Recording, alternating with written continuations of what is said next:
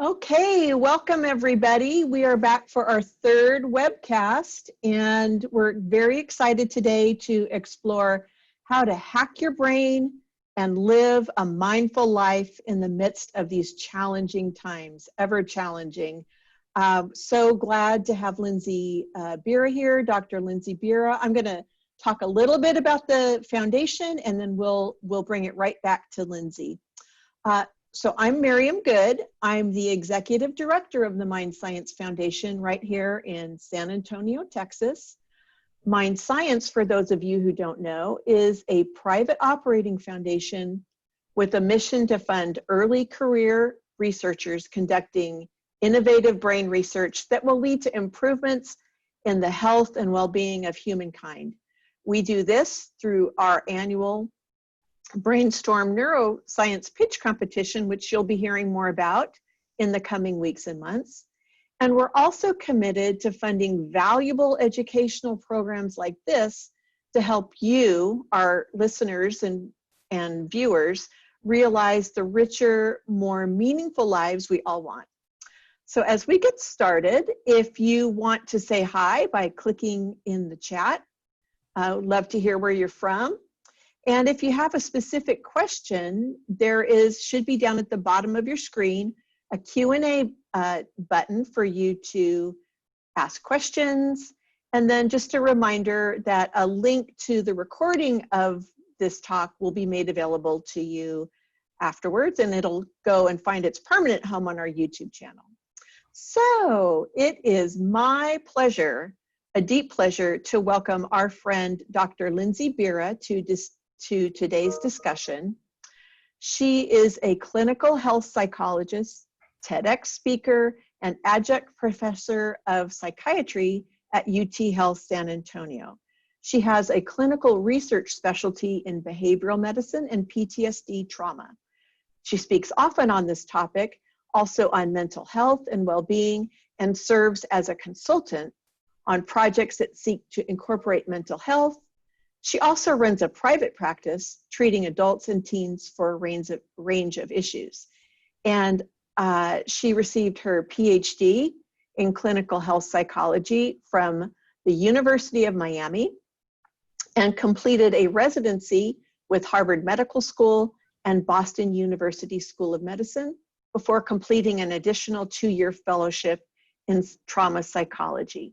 She's been featured by TEDx, Texas Public Radio, Women's Health Magazine, Headspace, Science, Nature Biotech, and more for her work in PhD in PTSD, mindfulness, brain health, and personal growth.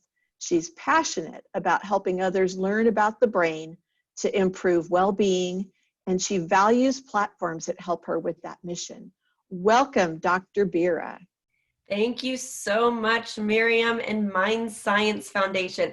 I just have to say, this is so nice to be here today to add kind of a cap and a summary on what we've been working on for a few months now since this whole pandemic started, which was the Mindful Minutes series. So, this is just so nice to be here to talk about that, to talk about the brain, mindfulness in general, and especially how we can all be healthy and effective during these changing times.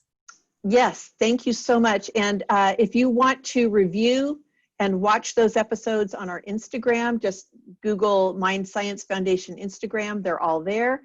And for those who weren't able to watch that series, can you just give a brief overview of what a typical mindfulness practice is? Yes. So the reason why I love mindfulness is because we can practice it informally or formally. So I'm going to give you a couple of examples of both of those. And this is great because this means that we have a lot of versatility in the ways that we can practice and incorporate mindfulness. So when people start to pick up mindfulness skills, I always encourage everyone to practice a lot of different ones and really understand how you can integrate it in, because sometimes people like certain things over other things, and it all comes down to what works for you. So let me give you an example of a more formal mindfulness practice, because this is what we're more familiar with hearing. This is something where we take our own space, We sit, we close our eyes, and we just become aware. Now, whether it's formal or informal, let me just kind of review the definition of mindfulness here. So mindfulness is about paying attention, and this is paying attention to our internal experience or our external world, so what's happening right then and there, on purpose. So we have to do this intentionally. So this is about intention. So when we're mindful, we have to really kind of sit in that moment and intentionally pay attention to our insides or external world. The third one is without judgment. This is important because what I see happen all the time is that as soon as somebody practices mindfulness, especially formal mindfulness, it's hard. Their brain wanders. And so they assume that their brain shouldn't wander. There's judgment there. You know, I can't do this right. This is frustrating. And then people don't pick up the skill. The key thing is we just roll with what happens with mindfulness. You know, even me, as I lead people through mindfulness or do my own mindfulness, my brain is constantly going all kinds of places. And I have to work with myself to not judge myself. So coming back to this formal exercise of mindfulness, this might be sitting with your eyes closed, really paying attention to some of the emotions that you have, even paying attention to the sensations, what it feels like to be sitting there.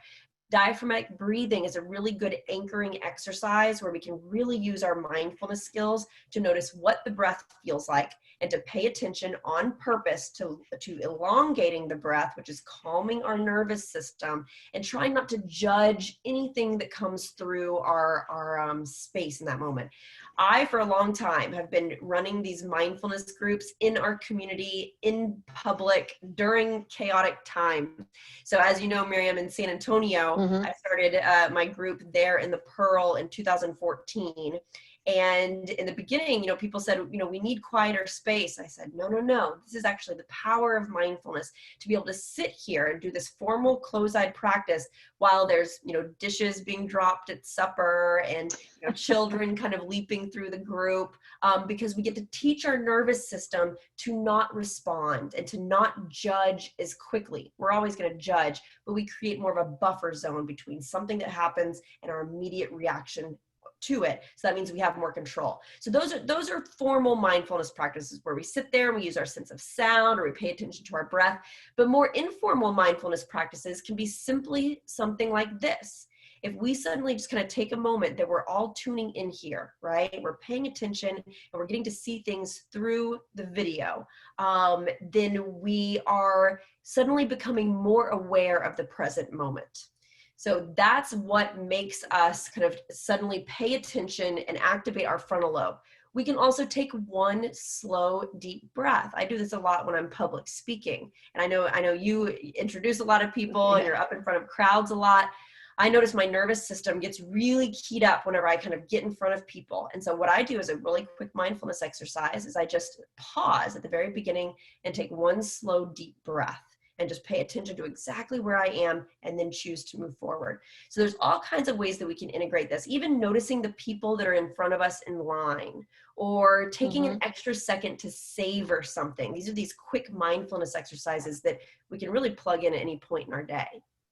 So that's great. So what is, you as a psychologist, what power do you find in mindfulness, and why, related to that, why did you start offering mindfulness to the community at large? Yeah, that's a great question. I view mindfulness as kind of the platform to self-growth and also healing, right? So as a psychologist, you know, a lot of our training is about how to treat mental health disorders. So when somebody is disordered and they're having enough symptoms that they're disrupting their lives, then how do we apply a treatment, right? The first step of treatment, of any evidence-based treatment, is about becoming aware of our thoughts. This is a meta skill. So paying attention to how we're thinking about our thoughts. We also need to start to understand how we feel about the way that we feel. Somebody who's depressed feels depressed and hopeless, but then they feel guilty for feeling that way and not being able to pull themselves out of it. So one of the first steps in treatment that works is becoming aware of our internal processes. That is mindfulness. So, you know, this is kind of the healing model. From a self-growth model, it's very similar. So we also have to pay attention to how our own brain is tripping us up. not in ways that are drastically impacting our life, but in ways that might be impacting us in ways that we could be better at. So it gives us that awareness. The reason why I started these groups in the community is because I think this is a perfect gateway to start to decrease stigma around thinking about the fact that we have a brain and that it is our master organ. So any kind of emotion or thinking pattern or any kind of struggle in life that we have, it's our brain acting up. And so if we can talk about that from a science-based, tools-based mindfulness perspective, it suddenly opens the door to being able to do that growth and understanding how to think about the brain as a separate entity rather than just kind of being overwhelmed by it. And I love the phrase that you use about hacking your brain. And I've always believed, and I think a lot of people would agree, that being aware of what you maybe don't know and what you can improve is a great way to start on that path of growth. So what does the latest science say on mindfulness in the brain? Because we're, Mind Science, we're all about the science, and I love that mindfulness is evidence-based, but can you talk a little bit about that? Yes. So as we know, when we're trying to measure something, we have to make it structured and standardized. And so when we look at what the research is saying on mindfulness, this is looking at groups of people who have been involved in some type of consistent mindfulness training program. So when I talk about this, what I'm referring to mostly is what we call mindfulness-based stress reduction, which is an 8-week course where people run through the course and they focus on the skills, and there's a homework component and usually some type of retreat at the end where you get to practice all the skills. So a lot of the research that's being done is looking at people who go through that type of structured programming. What we're seeing, and this is the cool stuff that we're able to measure now, is we're seeing changes in the brain on levels that help us control emotion. So, on a basic level, we kind of have our amygdala and our limbic system, which is our animal brain, our fear response, our alerting response, and that's kind of in cahoots or functions inversely with our frontal lobe, which is our executive function and gives us control. This is also the ability to think about our thoughts, evaluate our thoughts if they're helpful, realistic, or balanced. It also gives us the ability to regulate our emotions so we don't simply quickly act out of anger. Our frontal lobe says, wait a minute, might not be helpful, and it calms it down. Mindfulness is exercising the areas of the brain in the frontal lobe that are responsible for chilling out the limbic system, the emotion brain.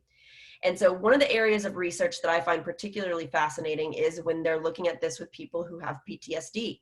And there's a lot of studies now that show mindfulness training is definitely effective in helping people cope with symptoms of PTSD and even getting them to a non-disordered level. Nothing is perfect. That's why we need to research all kinds of things. But we're seeing changes in areas of the brain that help us observe thoughts. This is called the default mode network. So default mode network is associated with mind wandering and rumination.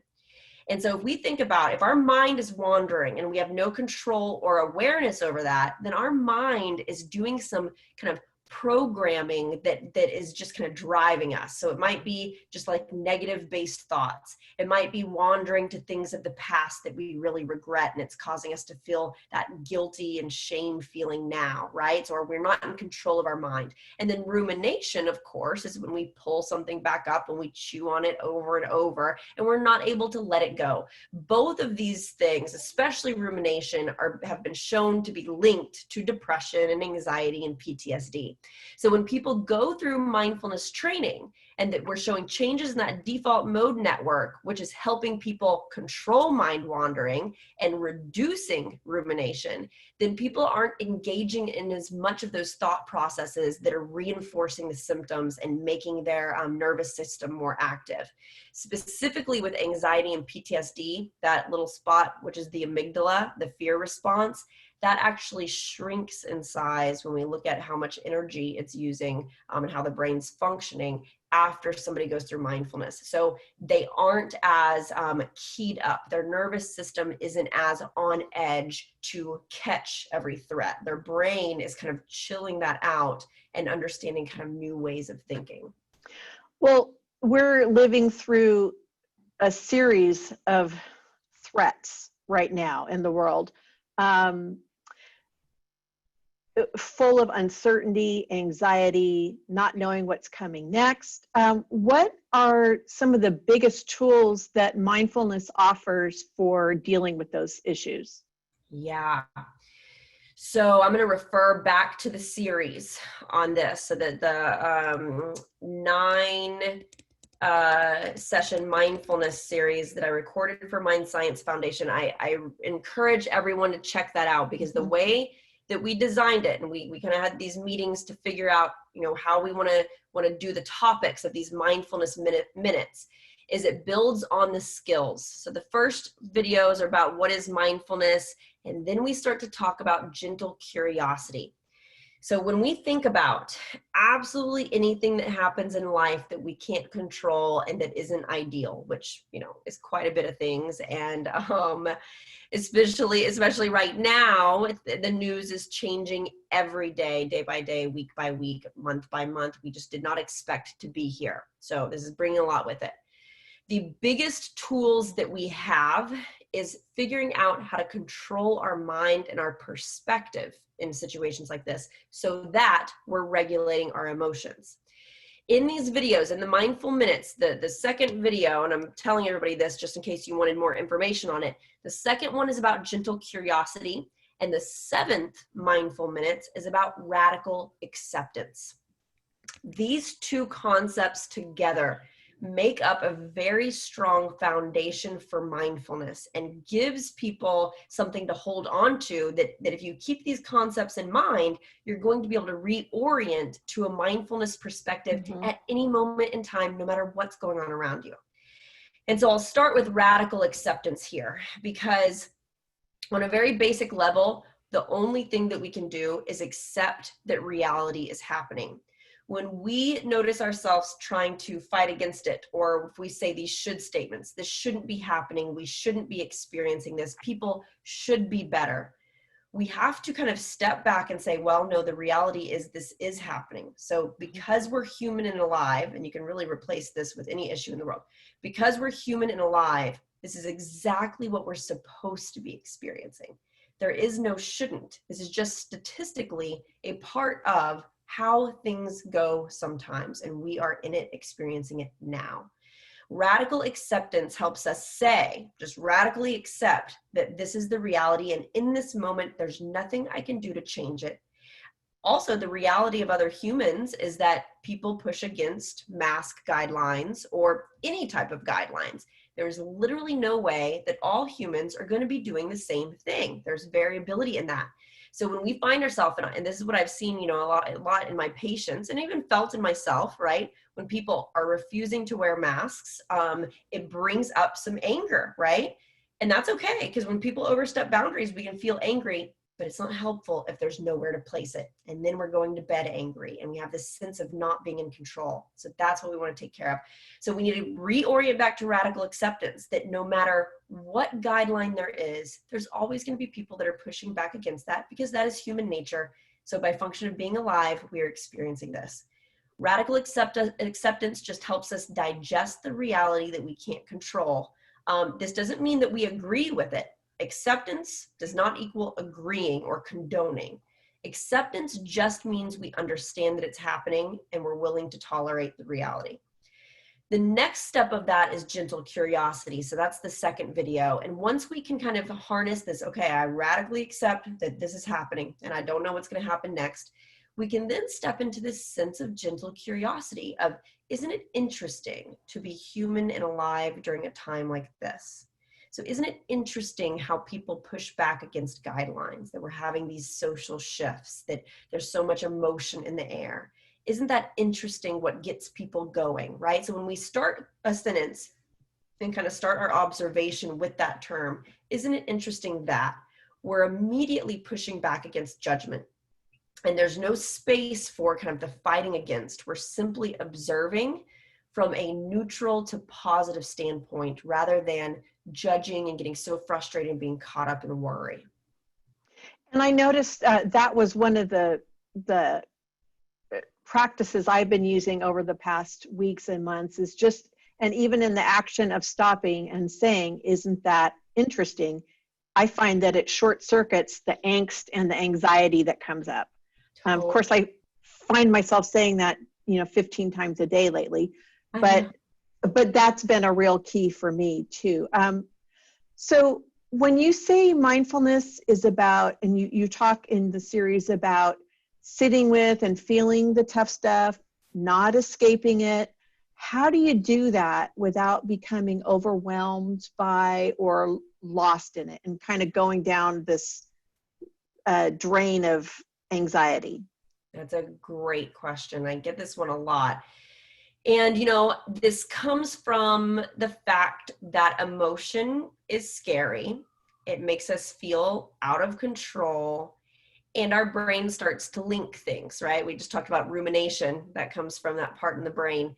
Our brain starts to latch on to something and create patterns, right? So when we sit with a difficult emotion, it pulls us in relatively easily. Some people are different in that than other people are. In fact, there's a genetic loading around emotion regulation. So sometimes when people sit with the tough stuff, they get very lost in it and start to get more and more and more upset. So if that's somebody that has that struggle, I always recommend some therapy to learn some more emotion regulation skills. However, if you're human and alive, difficult emotion is just hard to sit with. So kind of that's how we're approaching it here in this moment.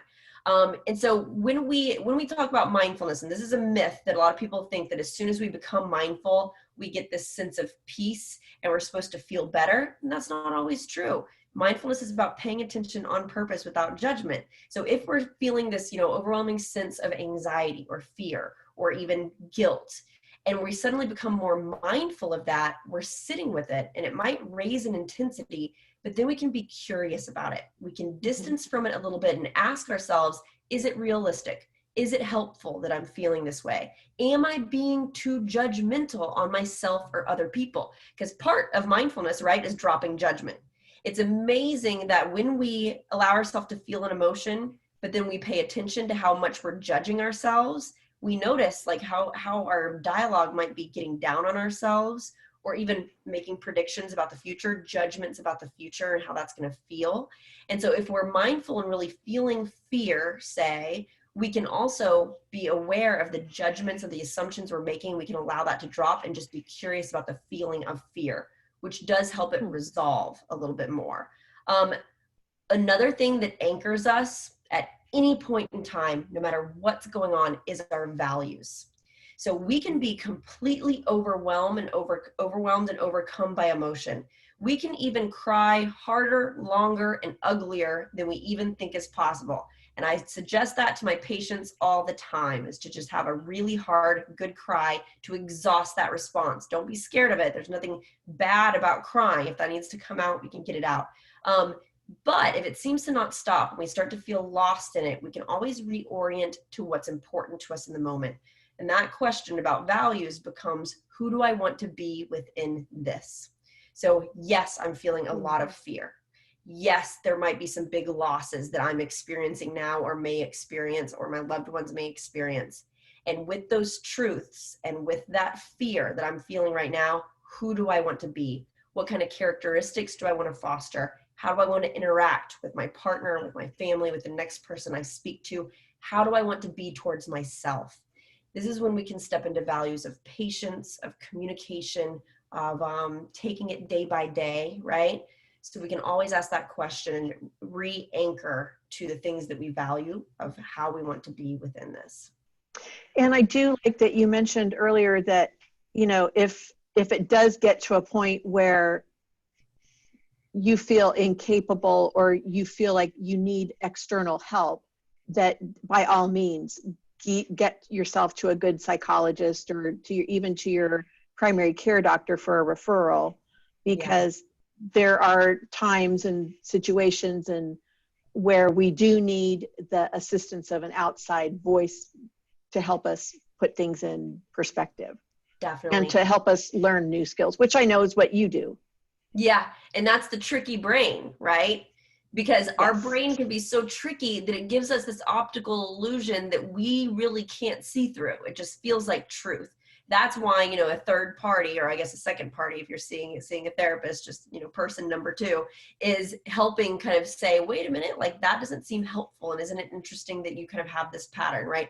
So it brings out those other kind of awareness levels. So I definitely always recommend people to seek therapy for self-growth, but especially if things are feeling out of control or dysregulated. You know, something that we need to watch out for during this time is these kind of detrimental thoughts of like, things are never going to get better. I'm not going to be able to cope. I can't tolerate this. I can't face the world. When things start to feel so heavy that there seems like no option out, that's a little bit of the red flag that we're getting sucked into that emotion. And so we need to process it in a different space, a space for healing. And going back to this tumultuous time that we're living through right now, how do we, and you've talked a little bit about this, but how do we, with this ongoing wave, every day there's new informations, new guidelines, conflicting guidance on how to proceed. How do we cope with that, but then also make space for this social initiatives and activism that we're seeing right now with Black Lives Matters, and wanting, you know, kind of facing these challenging, you know, don't be with people, but be with people. How do we process all of that? Yeah, so many conflicting messages. There's actually some pretty funny memes and videos out there about it.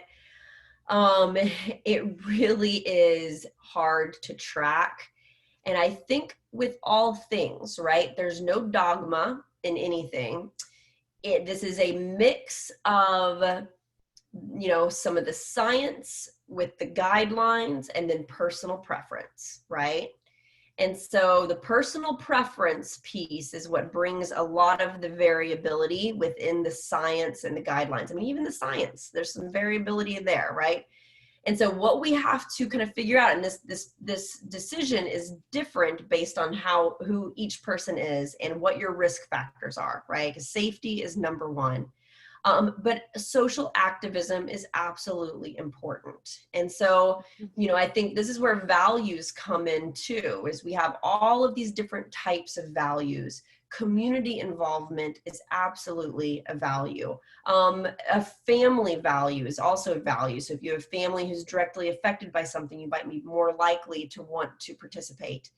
And so when we see kind of the protests happening and all of that, it makes sense that people are out there, right? This is an issue that needs to be stood up for, and people are doing it, which is great. I think if somebody has the desire to, and that strongly aligns with their values to participate, also holding in space the values around being safe, being healthy, following guidelines, and doing it in a way that makes them feel as comfortable as possible. You know, of course, masks and all of that, you know, staying a little bit away from maybe the large crowds, but at the same time, you know, we have a lot of people who are involved in the crowds, and there's not anything necessarily wrong with that, because both of these things are happening at the same time, but it does increase some risk. And so this comes back down to, how are your values kind of weighing out in the scale, and how can you do things with that awareness of all factors?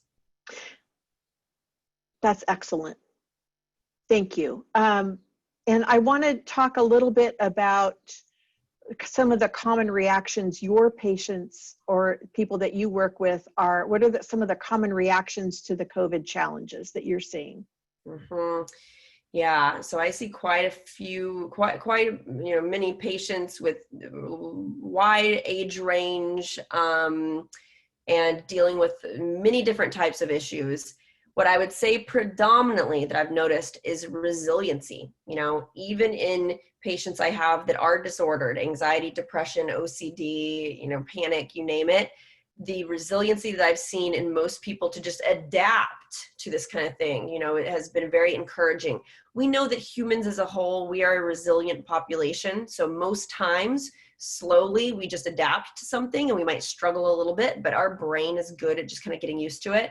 At the same time, though, I'm seeing a lot of fear, right? A lot of fear of the unknowns. And what this is doing is it's decreasing people's emotional and cognitive real estate. So when we do not have big stressors in the world, we don't have those stressors taking up our brain space, our emotional space. Now we do. And so the threshold of what is putting people over the edge and stressing them out is just smaller now. So smaller things are getting to people. Or, if somebody's dealing with those large uncertainty factors like loss of a job, or a loved one may be ill, or I need to protect my loved one, then that's definitely something that's causing a lot of anxiety and fear. What I'm also telling my patients though, and some people are depressed. I mean, this is a depressing time. A lot of the things that we've all done consistently to keep ourselves healthy and balanced, we cannot do. So our rewards in life have just been taken away, right? And so when we have reactions of anxiety and mood stuff like depression symptoms, I'm also telling people this is very normal. This is a normal reaction to an abnormal time. And so this is part of the mindfulness piece too, that if we have some of these symptoms pop up, we can also observe them without judgment and say, wow, my biorhythms are disrupted, my cognitive real estate is low, my emotional real estate is low, and this is what happens when that's the case. And I'm going to take it day by day. I will get through this. But yeah, definitely some trends there. Some fear of the virus, of course. We also know fear motivates behavior, right? So when we're scared of something, we're then more aware of kind of protecting ourselves against it. So those are the things that I'm seeing. And I think, as things go on, we'll see some other stuff as the world starts to open up. We'll probably see some anxiety about that. But I think, day by day, people are going to cope pretty well. And, this first period of isolation that we're just coming out of kind of landed all of a sudden with no chance to prepare. And since there's some fairly good chance that we'll be in some form or stage of isolation at some point in the next couple of years, how can we prepare for that mentally? Mm-hmm. Yeah, that's a great question. I think stepping into a sense of openness is really our biggest tool here, which is also this gentle curiosity, right? There is nothing certain in life. In fact, the only thing certain is uncertainty, that old phrase there. And so whenever we start to say, what, that can't happen, or, oh my gosh, I can't deal with that, it's our brain trying to make something certain, or trying to say, but what we had before was the thing that we had and what we should have. Actually, things are so uncertain all the time. We kind of just create these senses of certainty because of the patterns we get into. But really, we have no idea when something's going to happen. So here we have something that's happened. We don't know what it's going to be like. This could be definitely a couple of years of this social isolation where things are just really ramped down. And if that's the case, when we start to think about that and we have that immediate reaction, this is where we can use mindfulness of, isn't that interesting what my immediate reaction is? Let me be curious about what my thoughts are that are connected to that reaction. And usually these thoughts are something like, I won't be able to cope. Bad things are going to happen. There's going to be suffering that I can't tolerate. And now, while there will be suffering and while there will be difficulty coping, usually when we take things step by step, it's never as bad as what we predict. So to reorient and say, you know what, we haven't been through this before. We're all kind of in this together, which definitely is something that's pushing back against depression. This is not it is an isolating thing, but it's not isolating in the sense of the experience. We're all going through it. And when we take it day by day, we can be curious about the way that things look, and also allowing our natural resiliency to kick in ways that we can't even predict or understand yet. Super. And finally, before we go into a couple of questions, if someone wants to take their mindfulness practice further, how would they do that?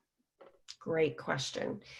We are living in such a cool day and age. Obviously, we're on video right now where there's so many resources and technology to help support mindfulness practice.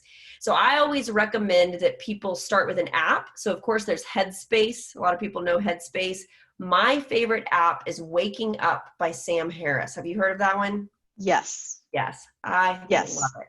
And so that actually has a day-by-day meditation, mindfulness practice that you build on each day. So that's great. But he also has what I think is some real strength in this app is these lessons. I think he calls them something else now, but he's also doing these interviews with thought leaders. So it's a way to listen to these brief audios and have kind of this mindfulness and kind of foster these senses of values like gratitude from a very intellectual perspective. He approaches mindfulness and spirituality without religion. So he kind of talks about the spirituality without religion, but mindfulness doesn't have to be a spiritual practice. So something like Headspace is just the practice of kind of breathing and doing these different mindfulness exercises. There's a lot of great resources like books. There's also, the classics, John Kabat-Zinn, look up somebody like him. Eckhart Tolle, I think that's how you say his name. He's starting a course, actually, this very cool course. I've enrolled in it, in fact. In I think this week of June, Eckhart Tolle is starting this really cool online, I think 6-week course where he's talking about mindfulness and all that stuff. So there's really great resources out there. Also, therapy. If you start therapy and especially tell your therapist that you'd like a more mindfulness-based approach, you can get exercises and resources that way. Fabulous. Thank you, Dr. Bira.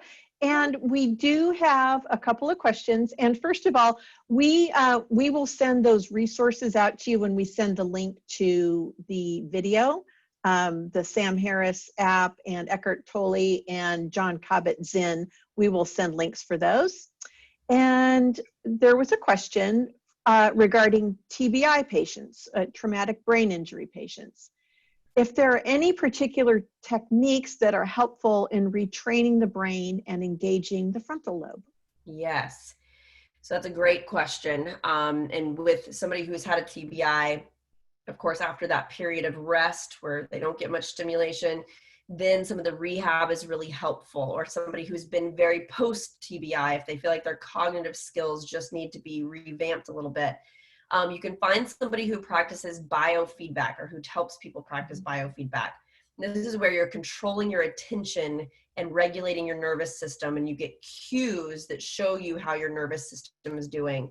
There is a headband, and it's called Muse, and it's gotten very popular, and there's a lot of research behind it, but it's essentially EEG technology. You've heard of it, Miriam? Yeah. And so it comes with an app and a visual, and you can use it to actually practice mindfulness and practice those frontal lobe skills of regulating your attention in ways that allows your parasympathetic nervous system to come online and relaxes your body.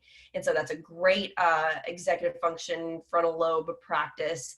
And even, there are skills that you can practice. Like if you download any app that helps you do brain exercises, even if it's not like a super expensive science-based app, even something like Tetris has been shown to help with visuospatial processing and decision-making, right? And that processing speed that we all need to kind of keep up with.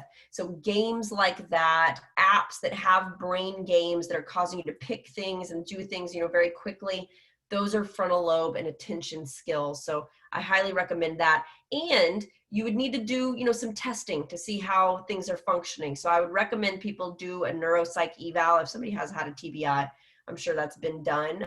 But to do a neuropsych eval, at certain periods, or there's even people who offer a lighter version of those tests. I offer that in my practice, where it's a 45-minute testing session instead of a 6-hour testing session, because that can be hard.